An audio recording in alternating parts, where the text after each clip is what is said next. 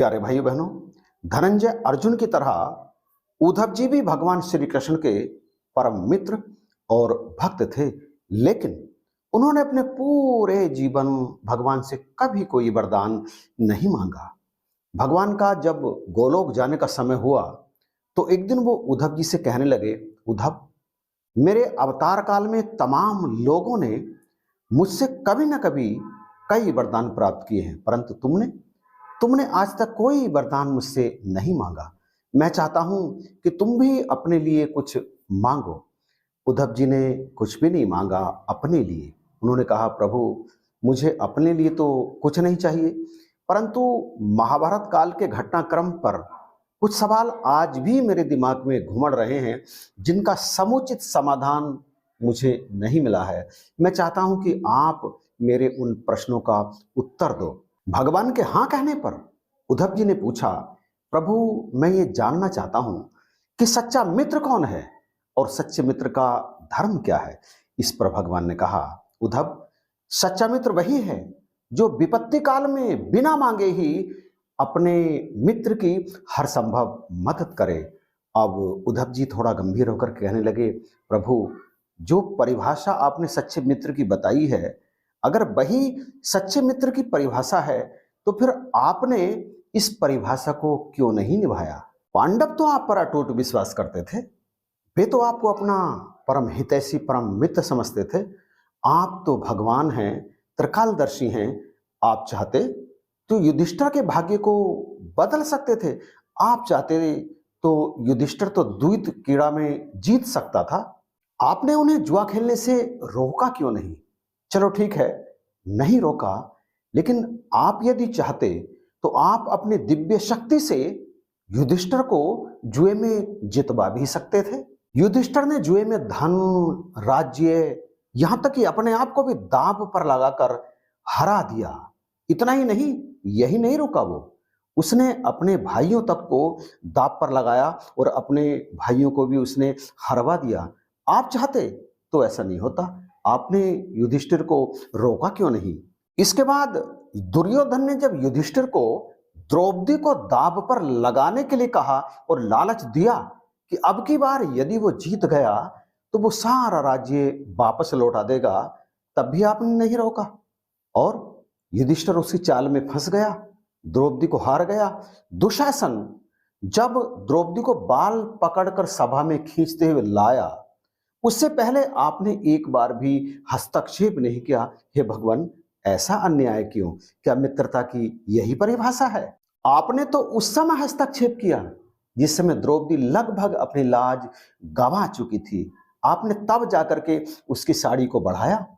आपने संकट के समय पांडवों की मदद ही नहीं की। फिर आप उनके सच्चे मित्र कैसे हो सकते हैं। क्या यही सच्चे मित्र का धर्म है। कहते कहते उद्धव का गला रुंध आया। उद्धव के आंखों से आंसुओं की धारा बहने लगी। भगवान बोले, उद्धव, सृष्टि के नियमानुसार विजय सदा विवेकवान की ही होती है। दुर्योधन के पास विवेक था, लेकिन युधिष्ठिर ने विवेक से काम नहीं लिया और इसी कारण से धर्मराज की पराजय हुई। दरअसल दुर्योधन के पास धन तो था, परंतु वह द्यूत खेलना जानता ही नहीं था। इसलिए उसने अपनी तरफ से खेलने के लिए शकुनी को बैठाया और धर्मराज ने ऐसा नहीं किया, वे स्वयं ही खेलने के लिए बैठ गए। वे ये भी तो कह सकते थे कि यदि दुर्योधन की तरफ से शकुनी मामा खेलेंगे तो मेरी ओर से कृष्ण खेलेगा। तुम विचार करो, यदि शकुनी के सामने खेलने के लिए मैं बैठा हुआ होता तो जीत किसकी होती। जुए में हारता कौन, पासे किसके इशारे पर चलते, शकुनी के या मेरे। भगवान कहते चले गए। उन्होंने विवेक से काम नहीं लिया और एक के बाद एक गलती करते ही चले गए। और तुम कह रहे हो कि मैंने हस्तक्षेप नहीं किया। मैंने हस्तक्षेप क्यों नहीं किया, तुम मुझसे ये पूछ रहे हो। अरे, उन्होंने मुझे अपनी प्रार्थना के बंधन में बांध दिया, एक और विवेकहीनता का काम करके। उन्होंने कहा, जब तक मुझे ना बुलाया जाए, हमारी प्रार्थना है आप सभा में मत आना। और मैं सभा के बाहर खड़ा रहा इस इंतजार में कि मुझे कब सभा में बुलाया जाए। पांडव जुए में एक एक करके सब कुछ हारते चले गए, सब कुछ हारते चले गए, लेकिन पांचों में से किसी ने भी मुझे याद नहीं किया, अपनी मदद के लिए नहीं बुलाया। और जब द्रौपदी को दुशासन बाल पकड़कर खींचते हुए सभा में लाया तो वो अपने सामर्थ्य से जूझती रही। जब उसका सामर्थ्य काम नहीं आया तो उसने सभा में बैठे भीष्म, द्रोणाचार्य और अन्य को अपनी मदद के लिए पुकारा, मुझे नहीं पुकारा। लेकिन उनमें से किसी ने भी उसकी मदद नहीं की। उसे तो मेरा ख्याल सबसे अंत में आया, सबसे आखिर में। और जब उसे मेरा ख्याल आया, उसने मुझे पुकारा, तो मैंने जरा भी विलंब नहीं किया, मैं तुरंत पहुंच गया उसकी मदद करने के लिए और उसकी साड़ी को मैंने बढ़ा दिया। हे उद्धव, अब तुम ही बताओ, इसमें मैं कहां गलत हूं? उद्धव जी कहने लगे, प्रभु आपके स्पष्टीकरण से मैं अभी भी संतुष्ट नहीं हूं। इसका मतलब तो यह हुआ कि संकट में जब भक्त आपको पुकारेगा, आप तभी मदद करने के लिए आओगे? क्या भक्त के पुकारे बिना आप अपने भक्त की मदद करने के लिए नहीं आओगे? क्या ऐसा होता है भक्त और भगवान का प्रेम? कृष्ण कहने लगे, उद्धव, प्रत्येक मनुष्य का जीवन उसके द्वारा किए गए कर्मों के प्रतिफल के आधार पर होता है। वो जो करता है वही भोगता है। मैं तो केवल दृष्टा हूं, साक्षी मात्र। मनुष्य के साथ क्या हो रहा है, वो क्या कर रहा है, मैं तो केवल उसे देखता हूं। यही तो ईश्वर धर्म है। उद्धव उलाहना देते हुए बोले, मनुष्य पाप कर्म करता रहे, आप मनुष्य को पाप कर्म करते हुए देखते रहें और मनुष्य अपने पाप कर्मों का फल भोगता रहे। भगवान कहने लगे, उद्धव तुम ध्यान से धर्म को समझो। ईश्वर साक्षी के रूप में हर क्षण तुम्हारे साथ है, जरे जरे में है, पत्ते पत्ते में है, कण कण में है, आपके बिल्कुल नजदीक है। जितना नजदीक ईश्वर, इतना नजदीक कोई नहीं। यदि तुम ऐसा सोचोगे तो आप पाप कर्म नहीं करोगे, पाप कर्म करने से बच जाओगे, क्योंकि आप जानते हो कि ईश्वर तो साक्षी है। लेकिन जिस क्षण ये बात तुम्हारे अंदर से निकल जाती है, आप सोचते हो कि जो भी मैं कर रहा हूं गलत कर्म, उसे ईश्वर देख नहीं रहे हैं, छुप करके कर रहा हूं ईश्वर से, तो उसी समय आप पाप कर्म करना आरंभ कर देते हो।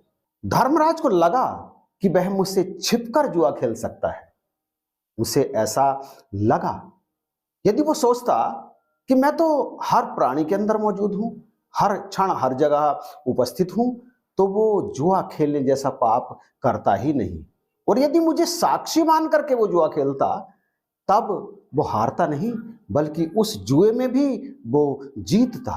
प्रभु का उत्तर सुनकर उद्धव जी अभिभूत हो गए। कहने लगे, प्रभु प्रभु आपने बहुत गूढ़ ज्ञान दिया है। संकट के समय पूजा पाठ प्रार्थना करके ईश्वर को बुलाना हमारी श्रद्धा, हमारी आस्था का प्रतीक है। हमें लगता है कि परमात्मा सृष्टि के कण कण में है, जरे जरे में है, पत्ते पत्ते में है, हमारी हर हरकत को देख रहा है, हमारी सहायता करने के लिए तैयार है। तब हम संकट के समय इन सारे उपायों को करके परमात्मा को बुलाते हैं। गड़बड़ कब होती है? गड़बड़ तब होती है जब हमें लगता है कि परमात्मा सृष्टि के कण कण में है ही नहीं, वो हमारे पास नहीं है, वो तो कहीं दूर, बहुत दूर कहीं बैठा है। तो प्यारे भाइयों बहनों, क्या ये सच नहीं है कि परमात्मा सृष्टि के कण कण में है, जर्रे जर्रे में है, हमारे रोम रोम में है, हर हरकत को हमारी ये निरंकार प्रभु परमात्मा देख रहा है। और यदि ये देख रहा है और हमें इस बात का ज्ञान है, तो क्या हमसे कोई पाप कर्म हो सकता है? नहीं हो सकता। याद रहे, पाप कर्म तभी होता है जब हमारे मन से, हमारे दिल से, हमारे दिमाग से, हमारे विवेक से ईश्वर दूर हो जाते हैं। दूर हो जाने का मतलब ये नहीं कि ईश्वर दूर चले जाते हैं, अब वे हमारे ध्यान में नहीं है, वे हमारे भाव में नहीं है, और इसी कारण उस समय पाप करने की संभावना कहीं अधिक बढ़ जाती है। इसीलिए कहा जाता है, पल पल भजो हरि का नाम। जर्रे जर्रे में परमात्मा है। आप हर समय परमात्मा को ध्यान में रखोगे तो कर्म पाप वाले हो ही नहीं सकते, क्योंकि उस समय भी परमात्मा हमें देख रहा है। वीडियो यहीं पर समाप्त करते हैं। आपको अच्छा लगा है तो कमेंट करके बताइएगा जरूर, शेयर जरूर कीजिएगा, और चैनल पर नए हैं तो इसे सब्सक्राइब करना बिल्कुल भी मत भूलना। इन्हीं शब्दों के साथ वीडियो देखने के लिए आपका बार बार धन्यवाद।